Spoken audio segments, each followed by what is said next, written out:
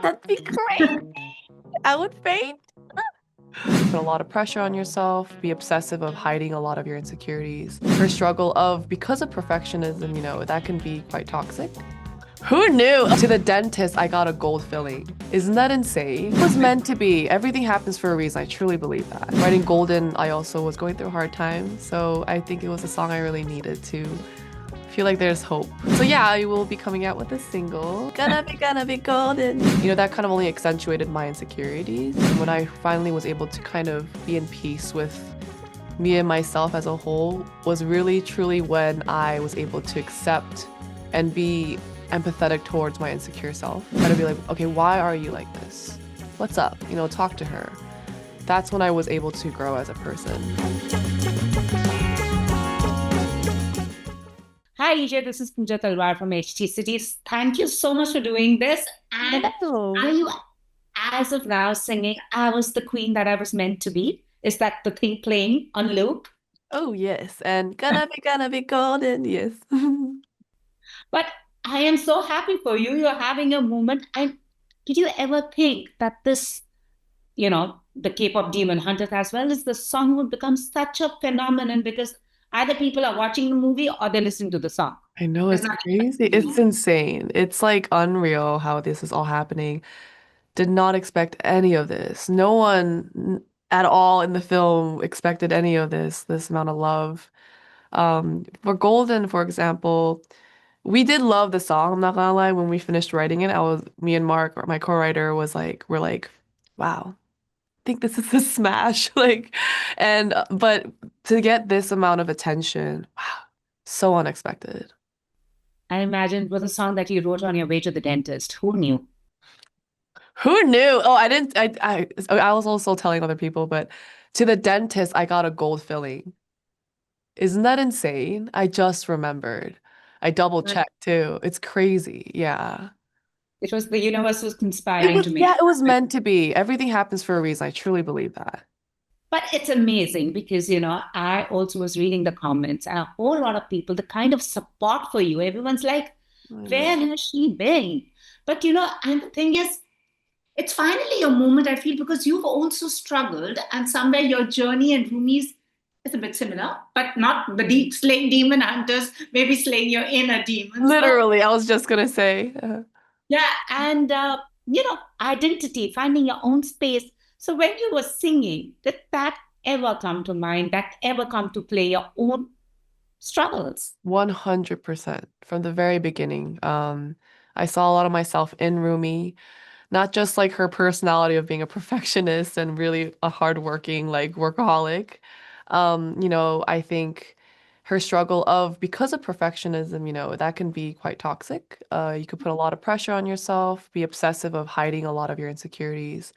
And I think that's what I struggled with as well. Being a K-pop trainee myself in the past for a very long time. And, I'm being dropped, and, that kind of only accentuated my insecurities and always trying to hide that. And, I think, yeah, that's what I really struggled with. And when I finally was able to kind of be in peace with me and myself as a whole was really truly when I was able to accept and be empathetic towards my insecure self. The side I didn't like about myself, I try to, instead of like ignoring it and being like, oh, you suck. Like I would try to be like, okay, why are you like this? What's up? Talk to her. That's when I was able to grow as a person. And yeah, I think this movie, I really try to bring that in the lyrics. And writing Golden, I also was going through a hard time. So I think it was a song I really needed to feel like there's hope, you know? So, And I just feel that you've been rewarded, right? And they also say a possible, probable Oscar also might be just be coming your way. That's the buzz. that'd be great. I would faint.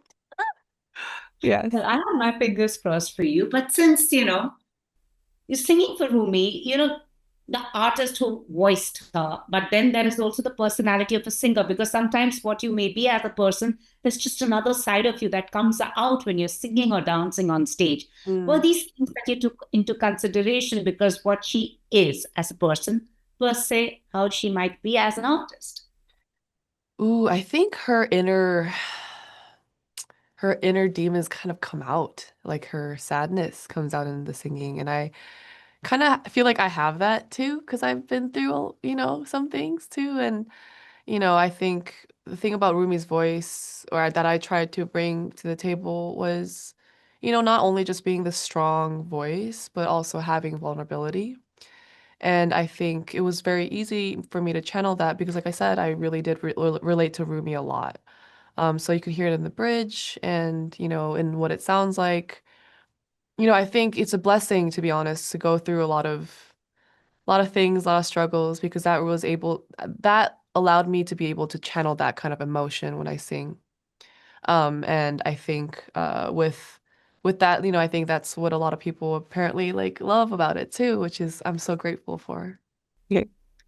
And also, I think now you have the hindsight, but I can well imagine what those 11 years must have been because it's not easy. No. Every day to push yourself and tell yourself, and sometimes it just seems endless. Yeah. And, and that's something I guess it's also with Rumi because it's endless. Yeah, yeah. To finally get out. So, Yeah. yeah, It really is. Yeah, oh yeah, it definitely felt endless. It felt like, is there any hope? So many imposter syndromes, like that yearning and that desperation for seeing the light and getting something, your hard work to come into fruition. With Rumi, it's like she worked so hard to get that golden honmun.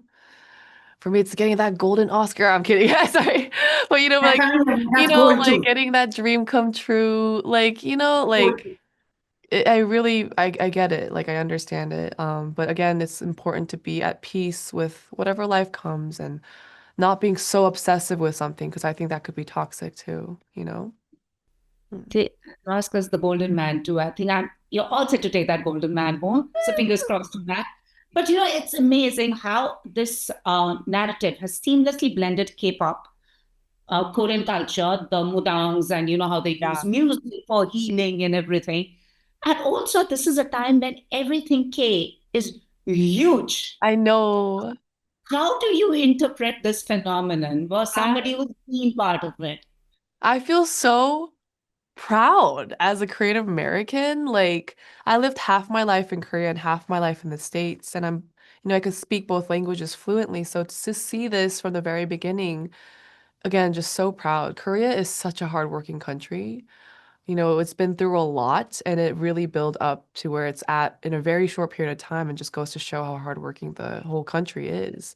And doing that, being a part of this phenomenon, like I love K-beauty, like K-skin, K-dramas, like you name it, K-movies, like it's just been so incredible to be, again, it's just so honored that I could get to be a part of that.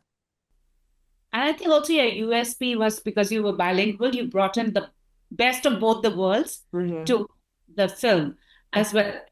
It's just amazing. Also, the fact that, as you said, everything K is just exploding around us. But you both, they do call you the Benny Blanco of K-pop. You know, Oh my God, the audacity I have. No. I mean, I'm so honored to be called that because Benny Blanco's a legend. He has so many songs, amazing songs. somebody who's written such hit tracks and now finally having your golden moment. Oh, Where pun do we go intended. from here? Uh-huh. Where do we go from here? Oof. I think, well, it's just funny because now people are kind of noticing me as also as an artist, I've noticed. And they're like, oh, when your album coming? When's your single? So I'm actually like dabbling into that side of me that I haven't in a very long time. Um, and so yeah, I will be coming out with a single and also just again continue just writing and growing as a songwriter and trying to meet my heroes of songwriters and learn from them. Just forever being a student is truly my goal. So quickly, I mean, as I wrap up, three fan questions from your fan Myra in India. She's asked, who's your favorite K-pop group and idol? That's a hard question, but growing up, I really, really love this like first generation, I think, God. They really got me into K-pop, really. And also HOT, which is also Maggie's first I think Maggie's one of her first K-pop idols that she loved. But that got me into it a lot. If you could go back in time, who is that one artist you would want to make music with, love to make music with? Oh, that's a hard question. I mean, back in time, oh, damn. Uh, oh, Billie Holiday. Sorry, I know it's so, I just love Billie Holiday. I Oh, love this holiday too. beautiful. Yes. So lastly, Yeah. who is that one K-pop idol who would understand Rumi the best? K-pop idol would understand Rumi the best. You know who? Boa. Boa. Boa is known to be, and I've heard many times, I've seen, very, very hardworking. She's so hardworking and she's so talented. Yeah. Thank you so much, EJ. I'm cheering for you to take the golden man, the golden gram for everything gold home. Yee! Thank you so much. Thank Thank you so much. you. Lovely chatting with you. Thank you.